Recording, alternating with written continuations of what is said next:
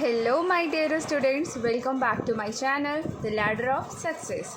I am your biology mentor and I am here to make your concept crystal clear. तो आज का शुभ विचार है It is absolutely fine a human to fall most before you take the real wall. Are you willing to stay up and rise, learn from the mistakes and become wise? वो कहते हैं ना, कोशिश करने वालों की कभी हार नहीं होती। तो माय डियर स्टूडेंट्स, स्टार्ट करते हैं हम आज का अपना टॉपिक। मेरी पुरानी वीडियो में हम लोगों ने पढ़ा था ऑटोट्रॉफिक न्यूट्रिशन के बारे में और हम लोगों ने क्लास 10th का chapter number 6 the life process start किया था। न्यूट्रिशन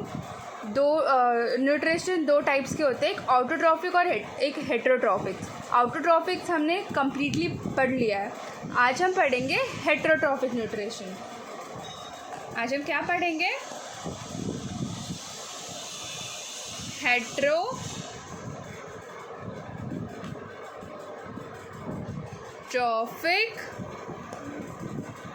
न्यूट्रिशन, है ना। Heterotrophic nutrition. ऑटोट्रॉफिक न्यूट्रिशन क्या होता है? कोई मेरे को बताएगा क्या? Very good. In autotrophic nutrition organism synthesise their own food. ठीक है,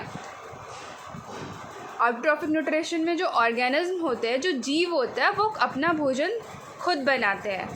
तो हेटेरोट्रॉफिक न्यूट्रिशन में क्या होता है? सोचो। In heterotrophic nutrition organism depends upon other organism for the food to survive. ठीक है, हेटेरोट्रॉफिक न्यूट्रिशन में ऑर्गेनिज्म जो होता है वो किसी और ऑर्गेनिज्म पे डिपेंडेंट होता है अपने भोजन के लिए। तो डेफिनेशन क्या हो जाएगा?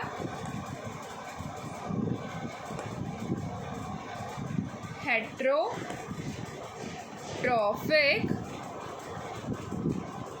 nutrition is a mode of nutrition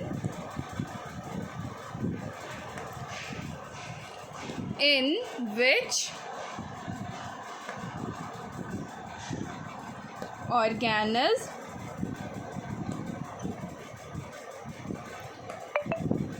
depends upon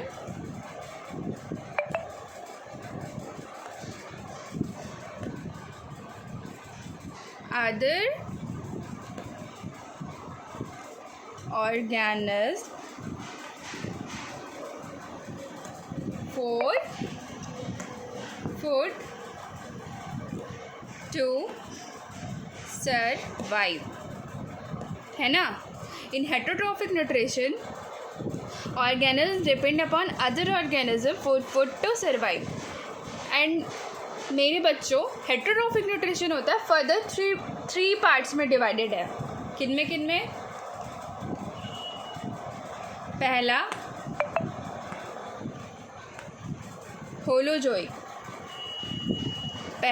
holozoic, दूसरा सैप्रोफाइटिक, सैप्रोट्रॉफिक, है ना। दूसरा कौन सा? सैप्रोट्रॉफिक। तीसरा पैरासाइट।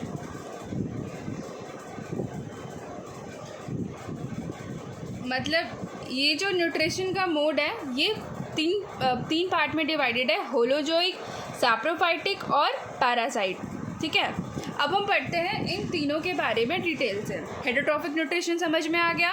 ये फर्दर 3 टाइप्स में डिवाइडेड है, होलोजोइक, सैप्रोफाइटिक और पैरासाइटिक, है ना।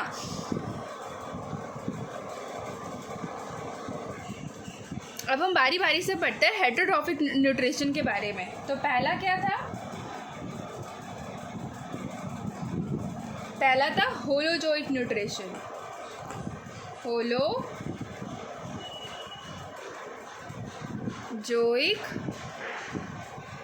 न्यूट्रिशन। है ना, holozoic nutrition.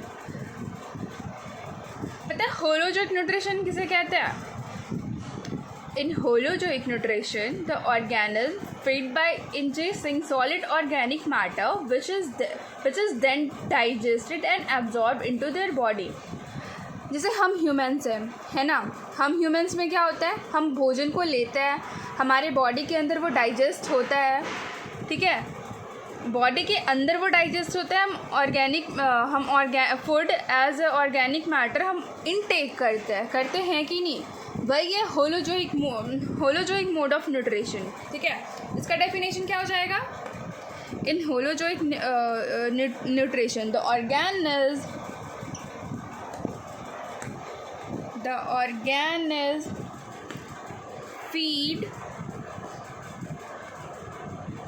by ingesting solid organic matter, which is then, most important line, which is then digested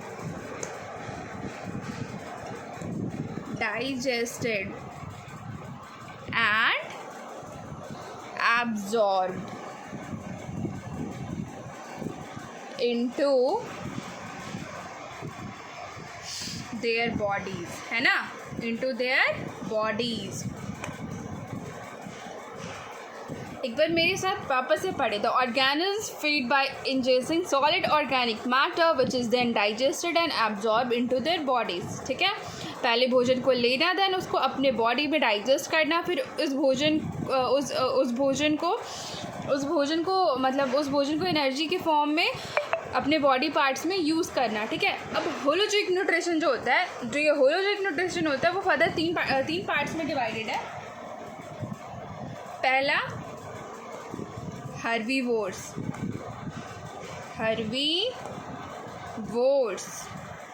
दूसरा कार्निवोर्स, तीसरा ओमनीवोर्स, ठीक है। हर्बीवोर्स क्या होता है? इन herbivores the organisms eat plants and their parts, ठीक है। herbivores क्या होता है? वैसे ऑर्गेनिज्म जो कि प्लांट्स और उसके प्रोडक्ट्स में डिपेंडेंट होता है फूड के लिए। कार्निवोर्स में क्या होता है? ऐसे ऑर्गेनिज्म जो कि अपना फूड जो होता है वो मीट खाकर अपना भोजन प्राप्त करता है। हर्बीवोर्स में हो गया लाइक डियर, ठीक है, डियर हो गया, और काऊ, ठीक है, डियर, काऊ, ये सब एनिमल्स हो गए। कार्निवोर्स में क्या हो गया? लायन, टाइगर, वाइल्ड एनिमल्स होते हैं ना, जो कि डियर वगैरह पे डिपेंडेंट होते हैं। अब आप मेरे को ये बताओ, ओमनीवोर्स किसे कहते हैं? कमेंट सेक्शन में कमेंट करो, ओमनीवोर्स किसे कहते हैं?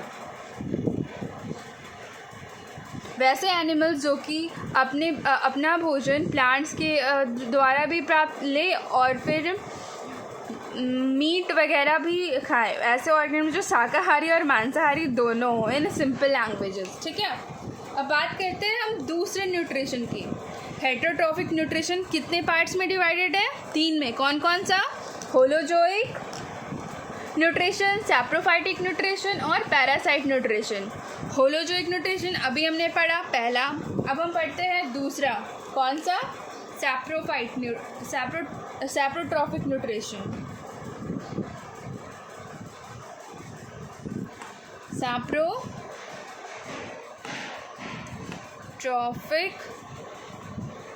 न्यूट्रिशन। मेरे प्यारे बच्चों, अगर आप मेरे चैनल पे नए हो देन लाइक और सब्सक्राइब करना ना भूलें। ओह, एक्चुअली मेरा चैनल ही नया है ना। Come to the point, saprotrophic nutrition क्या होता है? अभी हमने पढ़ा holozoic nutrition. In holozoic nutrition organism feed by ingesting solid organic matter which is then digested and absorbed into their bodies. ठीक है. अब बात आती है सैप्रोट्रॉफिक न्यूट्रिशन की. तो इसका डेफिनेशन है the organism which depends upon dead and decaying matter. ठीक है.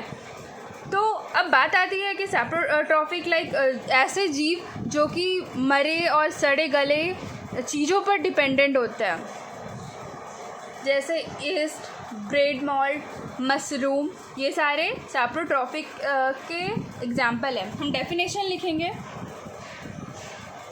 द organism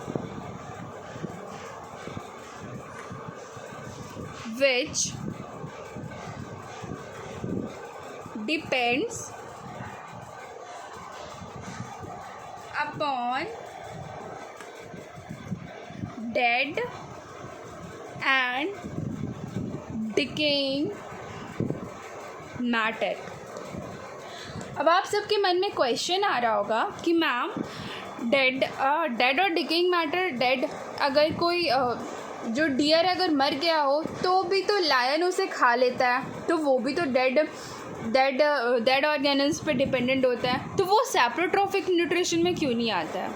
तो मेरे प्यारे बच्चों, the concept is so clear कि इन होलोजोइक न्यूट्रिशन जो ऑर्गेनिज्म होता है ना, वो अपना भोजन अपने बॉडी के अंदर डाइजेस्ट करता है. लेकिन यहाँ पे डिफरेंस है, the most important line. In saprotrophic nutrition जो ऑर्गेनिज्म होता है ना, वो खाने को बॉडी के बाहर डाइजेस्ट कर लेते हैं एंड देन उस डाइजेस्टेड फूड को वो इनटेक करते हैं, है ना. वो खाने को बॉडी के बाहर डाइजेस्ट कर लेते हैं and then they intake their food matter inside their body. ठीक है. तो यहाँ पे ये ज़रूर लिखेंगे. जैसे मोस्ट कॉमन एग्जांपल पता है क्या है? जो कि बैक्टीरिया और फंगी होता है ना, वो सैप्रोट्रॉफिक न्यूट्रिशन शो करता है. Includes bacteria and fungi which digest the food externally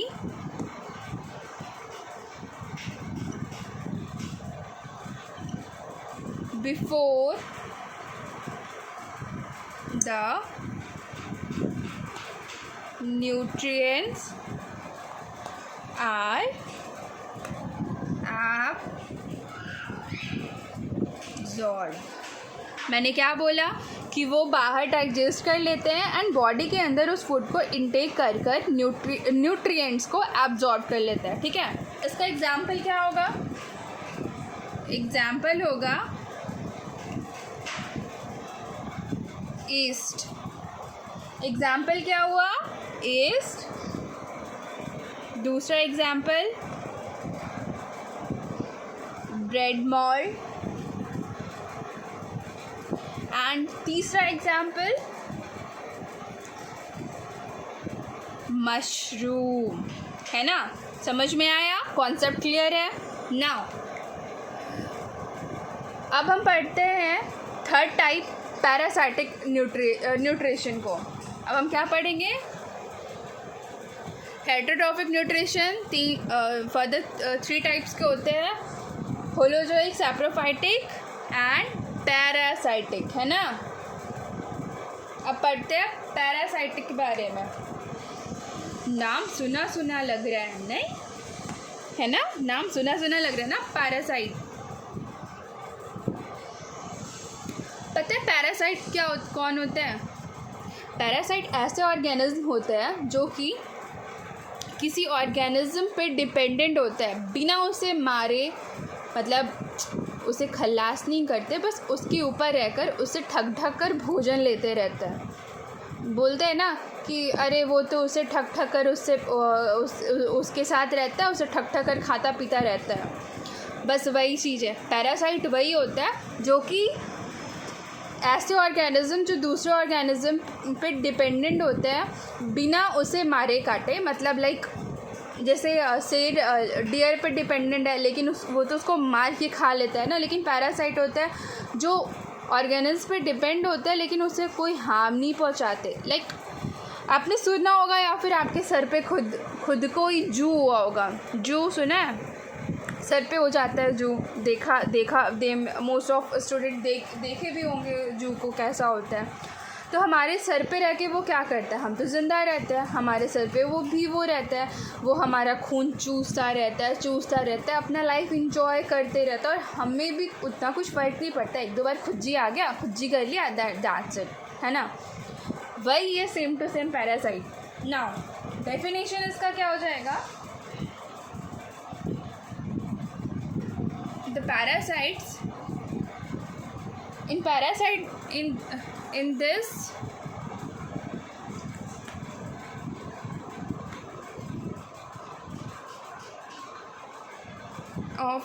in this mode of nutrition,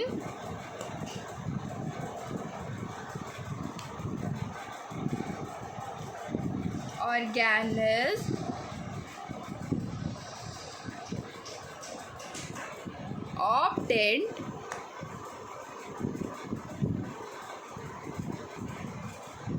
obtains nutrients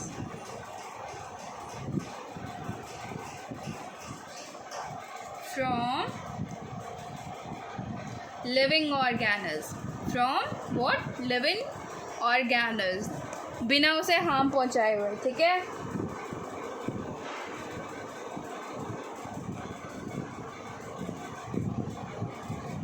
और एक चीज़ और, जो पैरासाइट होता है ना, या तो वो उस लिविंग ऑर्गेनिज्म के ऊपर रहता है या फिर उसके अंदर रहता है। लाइक मेरे प्यारे बच्चों, अभी हमें पता नहीं लेकिन हमारे इंटेस्टाइन में भी बहुत सारे वर्म्स रहते हैं, बहुत सारे गुड बैक्टीरियाज रहते हैं जो कि हमारे फूड को सड़ाने और डिकेइंग करने के लिए प्रेजेंट रहता है, ठीक है। या तो हम बॉडी के अंदर या तो बॉडी के ऊपर, बिना उस ऑर्गेनिज्म को हार्म पहुंचाए। तो आगे का डेफिनेशन हम ऐसे लिखेंगे, इतने में से तो मार्क्स नहीं मिलेगा, थोड़ा एक्स्ट्रा लाइन तो लिखना पड़ेगा, है कि नहीं। The parasite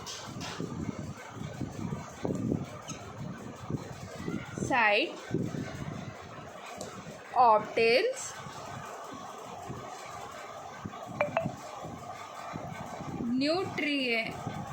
nutrients by living on external parasite।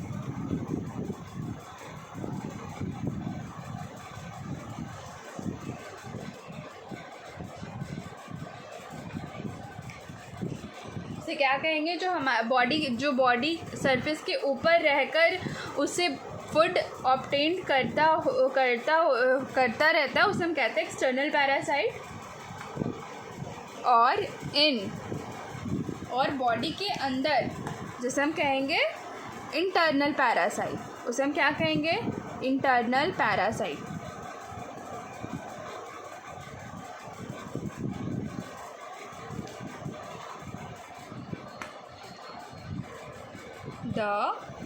ये द है, ठीक है। The body of the host, ठीक है। The body of the host, वापस से पढ़ेंगे। In this mode of nutrition organism obtain nutrients from living organism. The parasite obtains nutrients by living on external parasite और in internal parasite the body of the host, ठीक है। अब किसी भी host की बॉडी पे रहकर उसे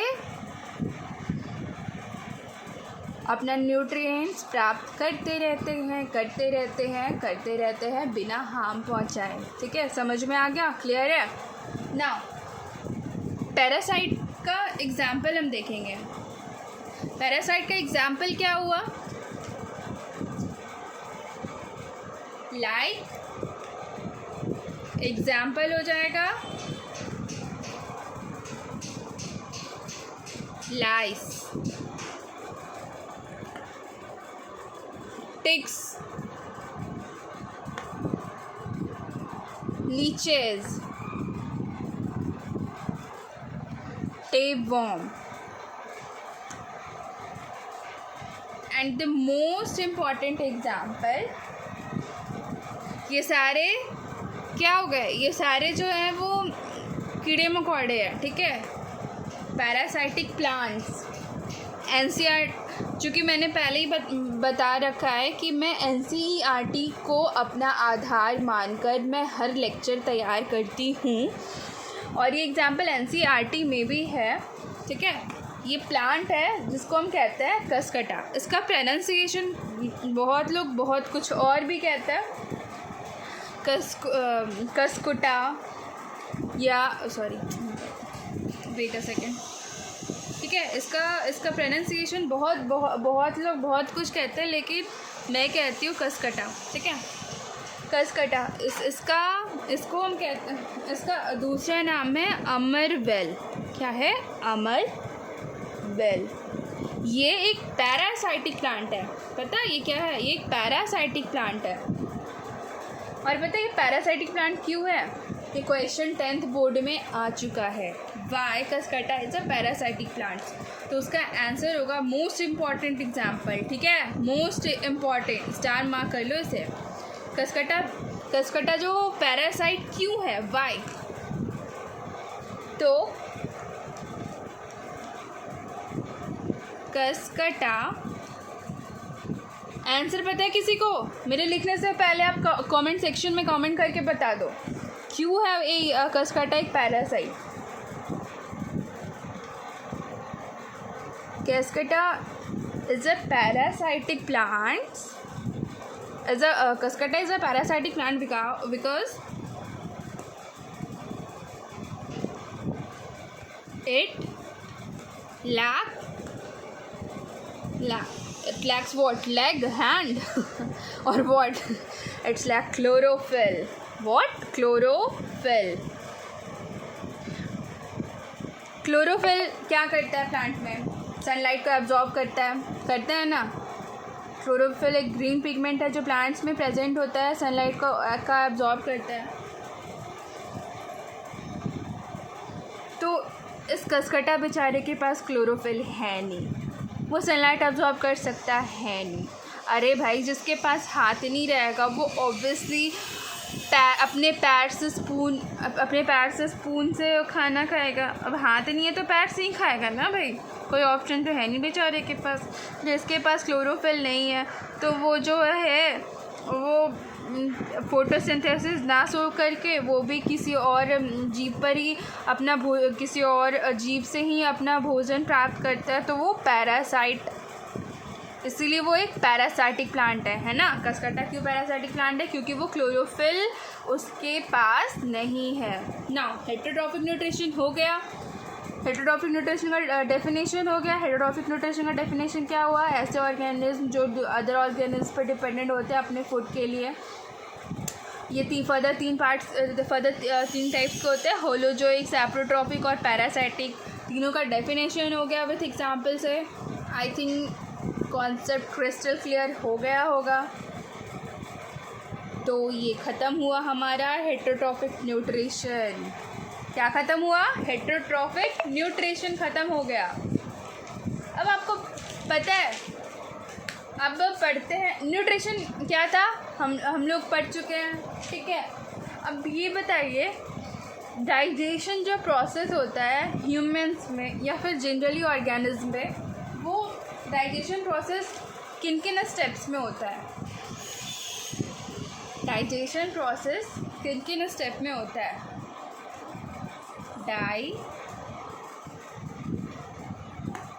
डाइजेशन प्रोसेस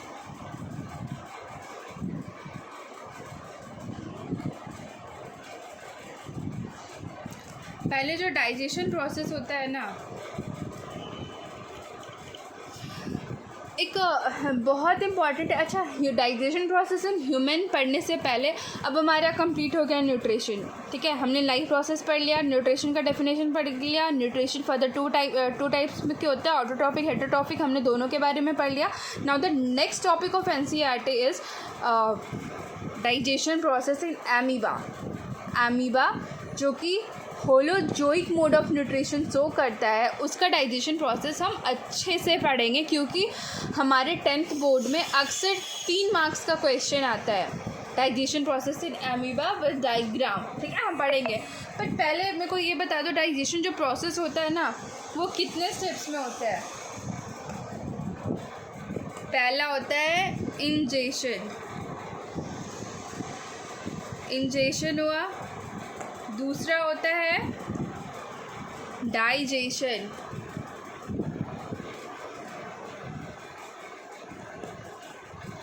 तीसरा होता है एब्जॉर्प्शन, चौथा होता है एसिमिलेशन,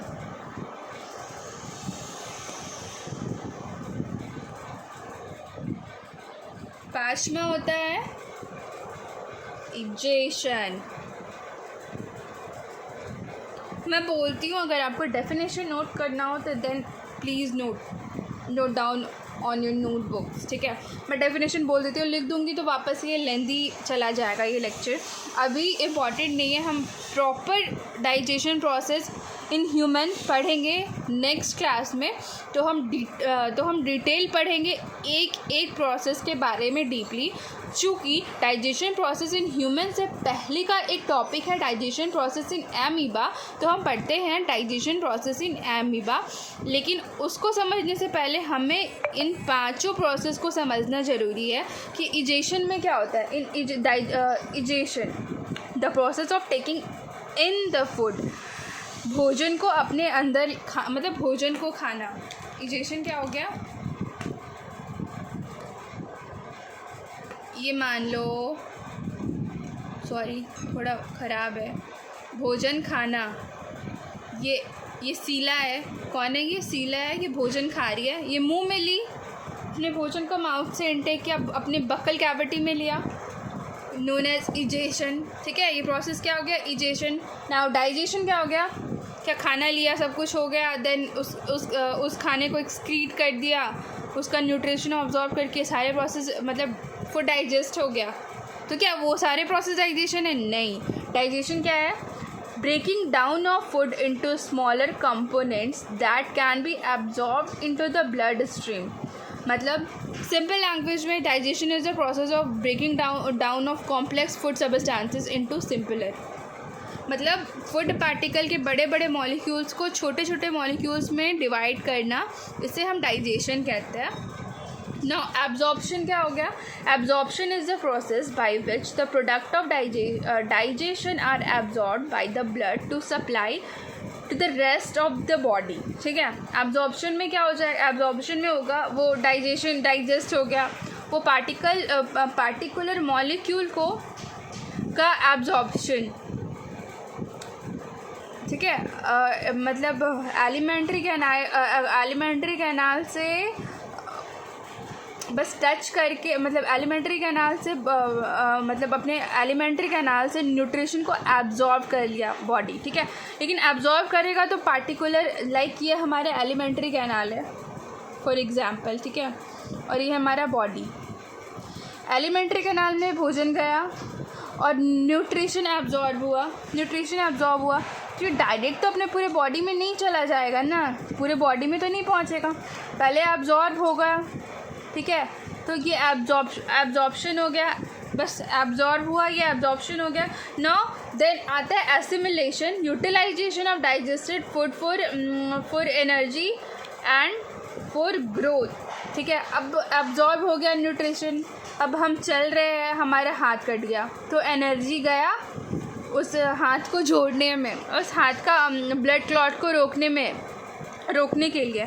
तो फिर प्रोसेस हुआ assimilation, utilisation of digested food for the energy and for growth and repair, ठीक है। और वापस से आ गया इजेशन, जब हम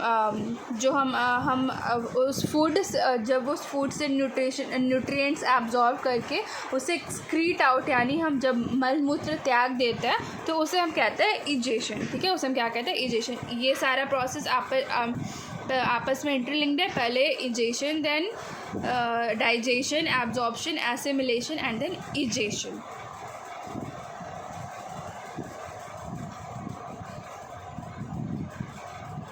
now the most important topic, अक्सर ये 3 नंबर का होता ही है, डाइजेशन प्रोसेस इन अमीबा। अक्सर 3 मार्क्स के क्वेश्चन में ये आ जाता है, digestion process in amoeba with diagram.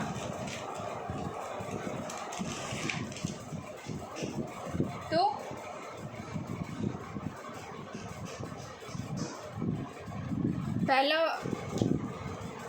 पहला हुआ जो अमीबा का प्रोसेस हुआ,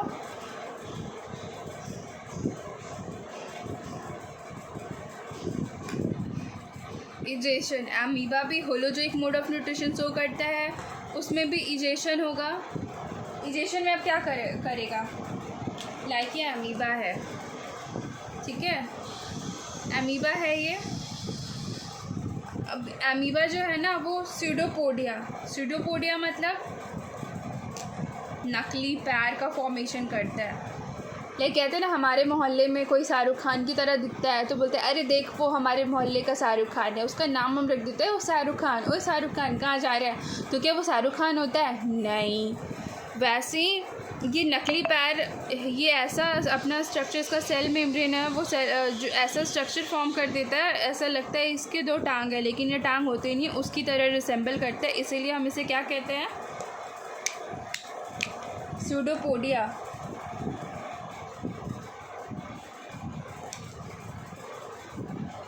अब ये फूड, ये इस अमीबा को फूड नज़र आया, वो इस फूड को इनगल्फ कर लिया, अपने अंदर ले लिया, ठीक है, अपने अंदर ले लिया। बस यही है इंजेक्शन, पहला प्रोसेस इन अमीबा। अब दूसरा आता है आफ्टर इंजेक्शन, जब वो खाने का अंदर ले लेता है, तब आता है दूसरा प्रोसेस, डाइजेशन। दूसरा प्रोसेस आता है डाइजेशन। डाइजेशन में क्या करता है, अभी खाना अंदर ले लिया, खाना अंदर चला गया, ये जो खाना अंदर चला गया इसे हम, और ये इसके चारों तरफ वैक्यूल क्रिएट कर लेता है, जिसे हम कहते हैं फूड वैक्यूल, ठीक है। अब फूड वैक्यूल क्रिएट कर लिया, और अमीबा एक सिंगल यूनिसेलुलर ऑर्गेनिज्म है ना। अमीबा एक यूनिसेलुलर ऑर्गेनिज्म है। अमीबा और पैरामीशियम ये दोनों यूनिसेलुलर ऑर्गेनिज्म हैं जो कि holozoic mode of nutrition show करता है। लेकिन एक डिफरेंस होता है कि अमीबा में फिक्स्ड वो नहीं है कि लाइक वो ये कहीं से भी स्यूडोपोडिया बना लेता है, इधर से या फिर इधर से, कहीं से भी बना सकता है। लेकिन ये पैरामीशियम में क्या होता है कि उसका पार्टिकुलर एरिया फिक्स्ड होता है। लाइक हमारे पास इनटेक करने के लिए माउथ है ना, डाइजेस्ट करने के लिए स्टमक है, तो वैसे ही पैरामीशियम में भी थोड़ा सा इवॉल्व ऑर्गेनिज्म है अमीबा से, लेकिन है दोनों यूनिसेलुलर ऑर्गेनिज्म, ठीक है। पहला प्रोसेस हो गया injection. Now second step is digestion. Digestion में क्या होता है, ये फूड वैक्यूल है, अमीबा अपने साइटोप्लाज्म से कुछ डाइजेस्टिव एंजाइम सिक्रीट करता है अपने साइटोप्लाज्म से, ठीक है, जो कि डाइजेस्टिव एंजाइम जाकर फूड वैक्यूल के अंदर जाकर इस फूड मॉलिक्यूल को ब्रेक डाउन करता है, convert them into simpler substances, ठीक है। ये फूड मॉलिक्यूल कॉम्प्लेक्स से सिंपलर फॉर्म में हो जाता है in the process of digestion, ठीक है।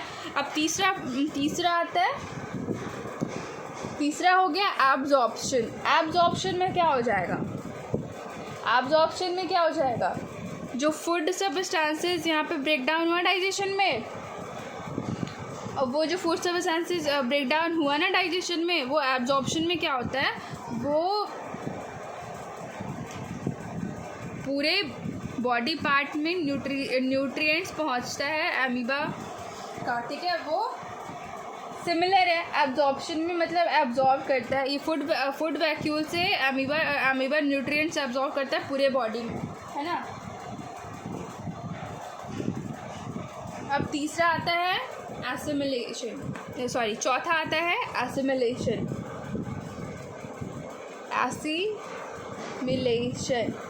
एसिमिलेशन में क्या होता है, एसिमिलेशन में हो जाएगा जो एमीबा है वो जो आफ्टर एब्जॉर्प्शन वो न्यूट्रिएंट्स एब्जॉर्ब कर लिया। अब इन एसिमिलेशन में क्या होता है, वो न्यूट्रिशन का वो जो न्यूट्रिशन एब्जॉर्ब किया उसको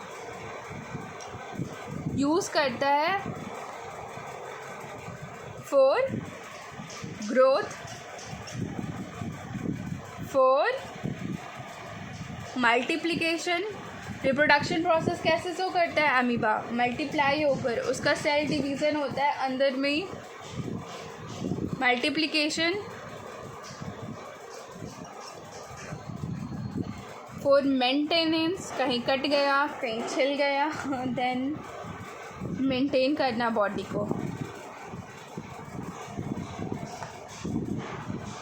फॉर एनर्जी है ना, for growth, for multiplication, for maintenance, for energy. Growth, multiplication, maintenance और एनर्जी, ये प्रोसेस हुआ है एसिमिलेशन। नाउ मेरे प्यारे बच्चों, पांचवा इजेशन। सिमिलर है ह्यूमन में भी, ये पांचों प्रोसेस ही होते हैं। अब इजेशन में क्या हो जाता है, एक्सक्रीट आउट करना, जो न्यूट्रिशन एब्जॉर्ब करके जो फूड रिमेन्स रह जाते हैं उसे एक्सक्रीट आउट करना वापस से। ऐसी means waste is taken near the cell membrane and thrown outside the body by amoeba, ठीक है। डिजेशन में क्या हो जाता है, ये फूड इनटेक किया, डाइजेस्ट हुआ, न्यूट्रिएंट्स गया, एनर्जी के लिए, ग्रोथ के लिए, मल्टीप्लिकेशन, मेंटेनेंस के लिए एनर्जी चला गया, एंड देन फूड से न्यूट्रिएंट्स एब्जॉर्ब होकर उसका फूड रिमेन रह जाता है, जो कि फूड वैक्यूल में रहते हैं। वो जो वेस्ट प्रोडक्ट होते हैं वो फूड वैक्यूल में वापस रिमेन होते हैं। अब क्या होता है, ये फूड वैक्यूल कहीं जाकर कहीं पे भी सेल मेम्ब्रेन के पास जाता है और अमीबा इसे यूँ बाहर फेंक देता है, यूँ बाहर फेंक दिया। ये रहा process of digestion process in amoeba, ठीक है। आई होप आप सबको क्लियर समझ में आया होगा। आई होप आज का क्लास भी काफ़ी बेटर होगा।